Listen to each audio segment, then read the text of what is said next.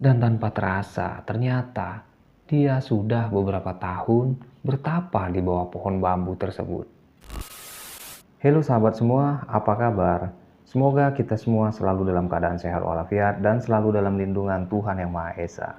Dan buat sahabat semua dimanapun berada yang tidak bisa saya sebutkan satu persatu, terima kasih sudah bergabung di channel ini. Dan terima kasih sudah mensupport channel ini. Semoga sahabat semua diberikan kelancaran rezeki dan dimudahkan segala urusannya. Amin amin ya robbal alamin. Dan di video kali ini saya akan mengambil salah satu kisah yang berasal dari Sumatera Selatan. Kisah ini sungguh sangat banyak hikmah dan pembelajarannya yang bisa kita ambil. Kisah ini ialah si pahit lidah yang bertapa di bawah pohon bambu selama 2 tahun.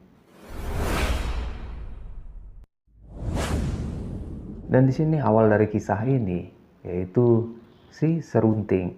Serunting ini salah satu pangeran yang gagah perkasa. Dan Serunting ini memiliki istri dari kalangan orang yang biasa saja, yang tinggal di daerah desa yang tidak terkenal. Dan Pangeran Serunting ini pun menjadi suami dari si Siti, yang telah dipinang dan dijadikan istrinya oleh si Serunting. Dan setelah berjalan beberapa lama mereka menikah. Si Siti, istrinya dari Serunting ini, dari Pangeran Serunting ini, dia memiliki seorang adik laki-laki, di mana kedua orang tua mereka pun sudah meninggal. Nah, jadi si Serunting ini pun hari ke hari, dia ini terlihat seperti murung. Dia terlihat seperti murung dan seperti tidak seperti biasanya bergairah semenjak dia tinggal dan ikut oleh Pangeran Serunting. Dan di wajah murungnya ini, karena hari ke hari Pangeran Serunting melihat si istrinya ini kurang ceria ataupun kurang bahagia ya. Kelihatan dari raut wajahnya hari-hari. Jadi ditanyalah oleh si Pangeran Serunting ini, "Wahai istriku, kenapa kamu selalu murung beberapa hari ini? Saya perhatikan," kata Pangeran Serunting ini. Lalu si Siti ini, istrinya si Serunting ini pun mengungkapkan kegundahan hatinya, bahwasanya ia memikirkan adik laki-lakinya yang tinggal di desa sendirian. Karena dia tahu bahwasanya keadaan rumah dan desanya ini memang bisa dikatakan sangat sederhana. Istri dari si Pangeran Serunting ini, yaitu si Siti ini, memang kehidupannya itu sangat jauh berbeda dengan Pangeran Serunting. Bagaikan langit dan bumi, jauh terpisah dan jauh keadaannya. Nah, jadi diungkapkanlah oleh si Siti, istrinya si Serunting ini, bahwasanya dia ingin mengajak adiknya untuk tinggal di rumahnya si Pangeran Serunting ini, yang hidupnya selalu terkecukupi dan bisa dikatakan serba ada. Dan di sini Pangeran Serunting ini, itu dia menyetujui dan bahkan memberi saran kepada si Siti, si istrinya ini. Si Pangeran Serunting pun memberikan izin kepada si Siti, istrinya, "Wahai istriku, ajak kemari saja, kita tinggal bersama," kata si Pangeran Serunting ini, agar adik dari si Siti ini dibawa ke rumah si Serunting, agar mereka bisa hidup bersama dan bahagia. Dan tak lama si Siti ini pun diajaklah oleh si Serunting untuk pergi ke desa menjemput adiknya si Siti ini. Arya Tebing ini ialah adik iparnya si Pangeran Serunting. Nah, di sini mereka pun bertemu dengan adiknya yang bernama Arya Tebing ini. Setelah bertemu, si Siti dan si Pangeran Serunting ini pun menyarankan adiknya agar adiknya bisa tinggal bersama dia di rumahnya Pangeran Serunting ini. Dan ternyata di sini si Arya Tebing ini pun menolak untuk tinggal bersama. Tapi penolakannya ini tidak secara kasar, melainkan secara baik-baik ia membicarakan kepada Pangeran Serunting dan si Siti ini. Arya Tebing pun mengungkapkan bahwasannya warisan yang ditinggalkan oleh kedua orang tuanya itu bisa untuk menghidupi mereka. Karena ditinggalkan oleh kedua orang tuanya ini satu buah rumah dan juga beberapa lahan kosong yang ada di belakang rumah mereka. Sedangkan lahan yang ditinggalkan oleh kedua orang tua mereka ini pun itu disuruh membagi dua bersama si Siti, istrinya si Pangeran Serunting. Jadi adiknya ini memang sangat bijaksana ya, bisa dibilang. Dia tidak serakah dan dia mau berbagi apa yang sudah menjadi warisan dari orang tuanya ini. Dan satu bidang tanah ini pun dibagi dua sama rata oleh si Arya Tebing. Sebelah untuk kakaknya dan sebelahnya untuk dia. Dan mereka salinglah mengolah lahan tersebut. Arya Tebing pun di sini bilanglah kepada kakaknya bahwasannya biarlah saya tinggal di sini saja. Saya mengurus warisan dari orang tuanya. Toh di sini juga saya sudah cukup kalau cuman untuk kehidupan saya. Di sini Pangeran Serunting mencoba untuk melihat lokasi lahan yang ada di belakang rumah si Arya Tebing ini. Dan akhirnya mereka pun pergilah melihat lahan tersebut. Dan keserakahan dari si Pangeran Serunting ini pun timbul. Begitu melihat lahan yang sudah ada di belakang rumah si Arya Tebing ini, warisan dari orang tuanya ini, itu si Pangeran Serunting ingin lahan itu segera dibagi dua, dibatasi oleh pohon. Dan dia mencoba untuk menyuruh menanam pohon agar lahan yang sudah terbagi dua ini ada batasnya. Sebenarnya di sini, sebelum ditanami atau dibatasin, Arya Tebing dan si Siti ini itu tidak pernah merasa mempermasalahkan. Biarpun itu tidak ada pembatas, tapi mereka di sini saling berbagi. Dan karena keserakahan si Serunting ini mulai timbul, dia ingin mengelola juga lahan warisan dari orang tuanya si Siti ini. Padahal di sini Pangeran Serunting ini hartanya itu sudah tidak bisa lagi dihitung. Saking banyaknya harta dia, itu sudah lebih daripada cukup. Tapi keserakahan membuatnya buta. Dia ingin membatasi lahan tersebut dengan pohon yang bisa untuk membelah atau membatasi bagian-bagian yang sudah dibagi dua. Sedangkan si Arya Tebing mengolah lahannya dan si Pangeran Serunting mengolah lahan sebelahnya. Tapi di sini lahan yang diolah oleh Arya Tebing ini itu mendapatkan hasil yang sangat istimewa.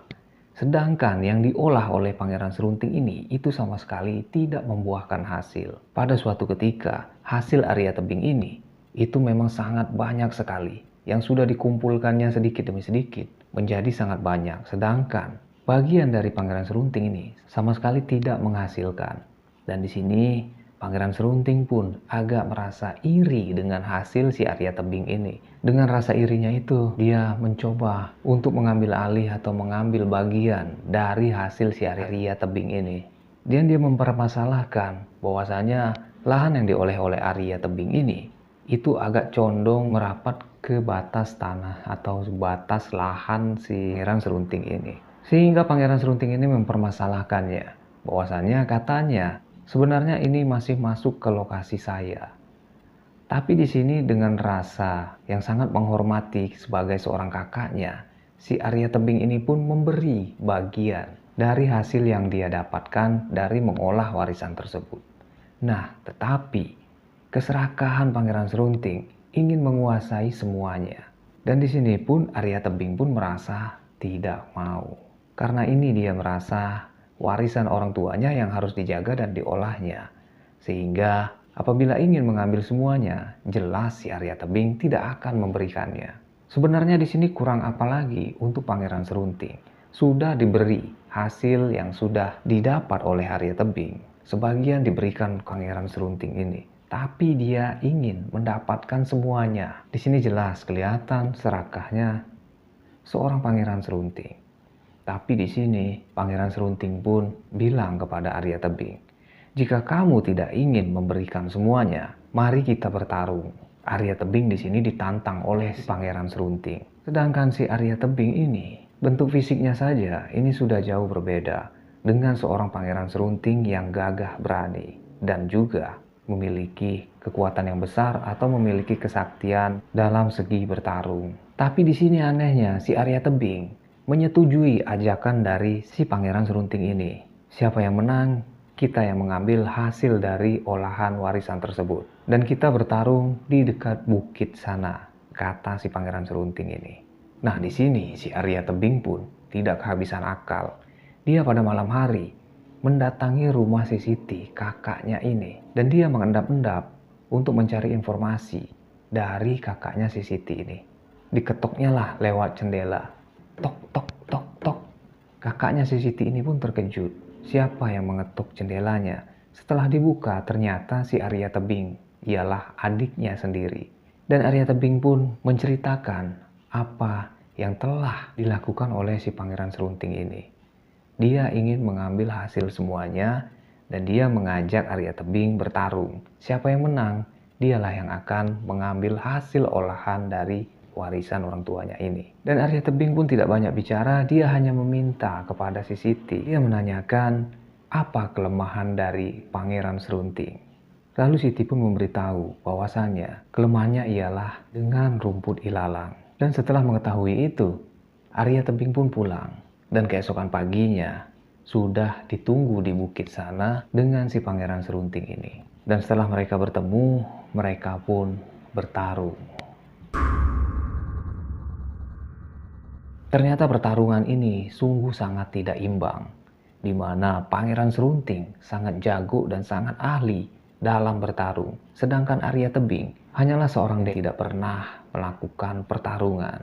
Di sini pun habis Arya Tebing. Dia tidak bisa menangkis pukulan satu persatu dari Pangeran Serunting. Bahkan tendangan demi tendangan pun ia rasakan hingga ia babak belur dan terjatuh ke tanah. Dan dari situlah Arya Tebing pun melihat ada rumpun ilalang yang bergoyang-goyang di samping dia. Dan disinilah kesempatan Arya Tebing mengambil satu rumpun ilalang dan diambilnya. Lalu dengan cepat Arya Tebing pun melemparkan batang ilalang ini tepat mengenai lengan Pangeran Serunting. Ilalang itu pun langsung menancap di bagian lengan Pangeran Serunting. Dan Pangeran Serunting ini pun mendadak kekuatannya pun hilang, bahkan kesaktian dalam bertarungnya pun mendadak hilang. Seolah-olah badannya ini tidak memiliki daya upaya. Sehingga Arya Tebing pun bebas untuk mengapa-ngapain si Pangeran Serunting ini. Dan Pangeran Serunting ini pun akhirnya kalah. Dan dia mengucapkan, "Dari mana kau tahu kelemahanku?" kata Pangeran Serunting ini. Dan di sini Arya Tebing pun bilang bahwasannya, "Aku mengetahui kelemahanmu dari kakakku, Siti." Dan di sini sempatlah si Pangeran Serunting pun bilang, "Aku tidak menyangka istriku mengkhianatiku." Dan akhirnya pertarungan ini dimenangkan oleh si Arya Tebing. Dengan wajah tertunduk malu karena kalah dalam pertarungan, Pangeran Serunting pun menunduk dan pergi meninggalkan tempat tinggalnya. Ia pun berjalan menelusuri bukit, dan pada saat itu Pangeran Serunting ini pun mendekati Bukit Siguntang. Setelah mendekati area Bukit Siguntang, terdengarlah suara Sang Hyang Mahameru. Sang Hyang Mahameru pun bicara kepada Pangeran Serunting. Dengan suara yang menggema, Pangeran Serunting pun ditegur oleh Sang Hyang Mahameru. "Wahai anak muda, apakah kamu ingin menambah kesaktian?" Suara ini terdengar oleh Pangeran Serunting. Dan Pangeran Serunting pun bilang kepada Sang Hyang Mahameru, "Iya," katanya, "aku di sini kalah dalam pertarungan." Dan Mahameru ini pun menjelaskan, "Jika kau ingin menambah kesaktian, maka ada cara untuk menambah kesaktianmu." Akhirnya di sini Pangeran Serunting pun menanyakan, "Apa yang harus aku perbuat dalam keadaan seperti ini? Dan bagaimana caranya agar kesaktianku bisa bertambah?" Di sini Pangeran Serunting pun masih dengan egonya ingin menambah kesaktian.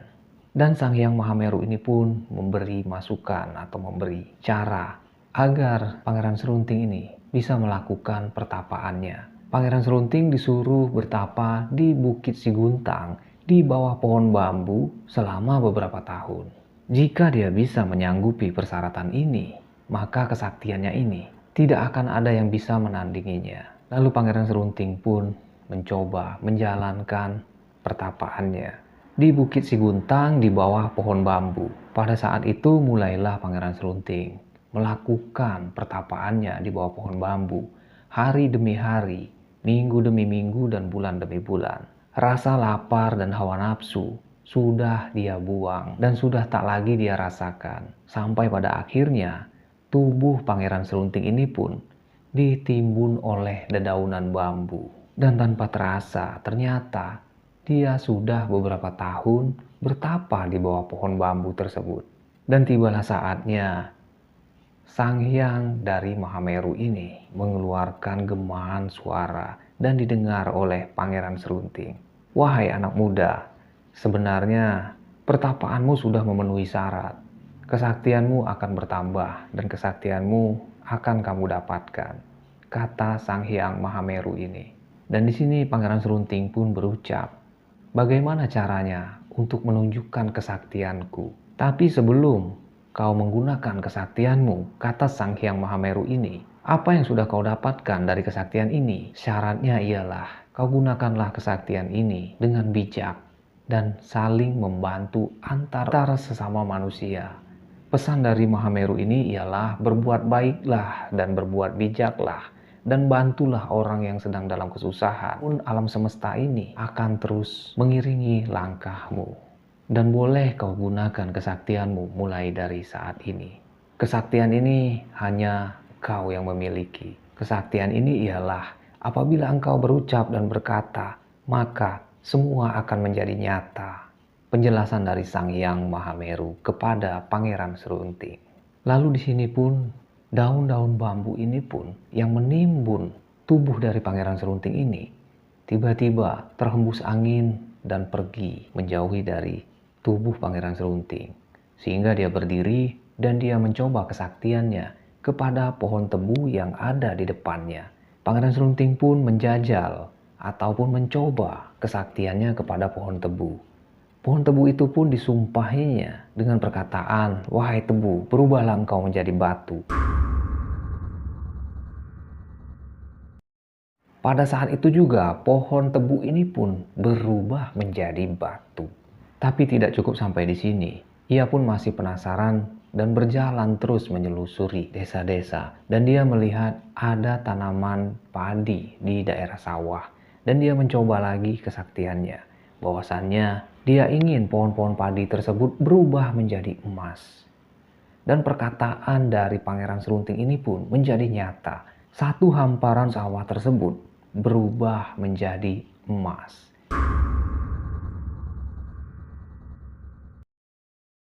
Tapi di sini Pangeran Serunting satu pohon pun dia tidak ingin mengambilnya. Tanaman padi yang berubah menjadi emas ini ditinggalnya pergi. Dan di dalam perjalanannya menyelusuri desa, dia pun menemukan tanah yang sangat gersang, tandus, bahkan bisa dikatakan kering, tidak pernah tersiram hujan.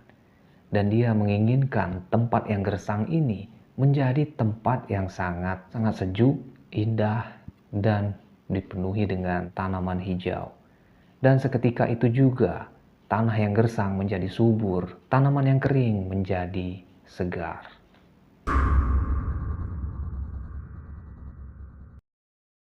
Dan dia melihat salah satu sungai yang kering dan tidak mengalirkan aliran.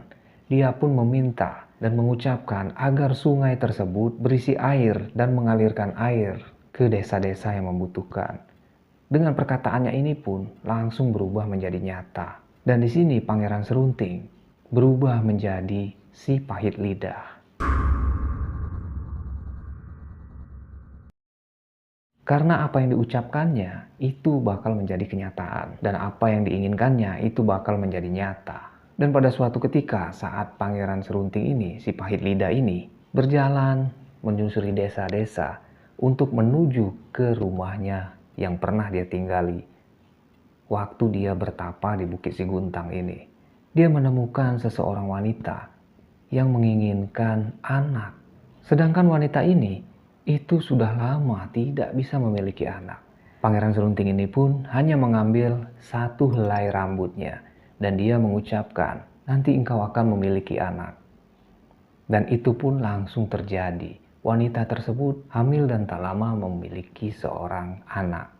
Jelas di sini nyata semua apa yang dikatakannya, apa yang keluar dari mulutnya, itu semua akan menjadi kenyataan. Dan Pangeran Serunting di sini dijuluki si pahit lidah. Dan pada suatu ketika sampailah dia ke dekat rumahnya yang dulu ia tinggali. Dan dia memanggil nama istrinya Siti. Dan ternyata di sini si Siti dan si Arya Tebing ini pun mengenali suara si pahit lidah ini.